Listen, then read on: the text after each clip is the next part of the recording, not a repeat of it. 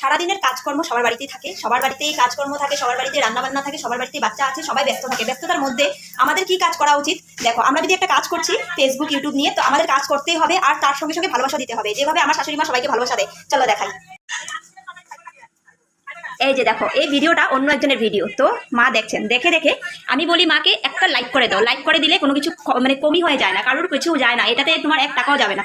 Like একটা comment যদি করে দাও, কমেন্ট দেওয়ার পর তোমার পরিবারে তার সুযোগ হবে যে তোমার পরিবারে গিয়ে সে গিয়ে কমেন্ট একটা করে আসবে। তো আমাদের ভিডিও ক্রিয়েটারদের কাজ কি? একজনের বাড়িতে গিয়ে মানে ভিডিও দেখে লাইক কমেন্ট করা, তখন যে কমেন্টটা করে তার ভিডিওটা আবার তোমার কাছে আসবে। আমি যদি কাউকে গিয়ে কমেন্ট করি, তবে আমার অ্যাকচুয়ালি সাউন্ডটা বেশি আসছে, তো তার জন্য আমি একটু পিছন দিকে চলে আসলাম। তো তার ভিডিওটা দেখে যদি আমি কমেন্ট করি, সেও আমার ভিডিওতে আসবে, আসার জন্য চান্স পাবে যে না, ও তো ভিডিও করছে, ওকেও গিয়ে একটা কমেন্ট করে দিই। তো লাইক কমেন্ট করে দিলে কিন্তু কিছু কমই হয়ে যায় না, কিন্তু অনেকে হিংসা করে, মানে এটা হলো ডিজিটাল হিংসা, হিংসা করে কিন্তু লাইক কমেন্ট করতে চায় না। তবে আমি বন্ধুরা তোমাদেরকে সবাইকে বলছি, ভালোবাসা দিয়ে যাও, ভালোবাসা পাবে কিন্তু। আর আমার থেকে সব থেকে আগে, তো সবাই ফটফট করে একটা কমেন্ট করে যাও।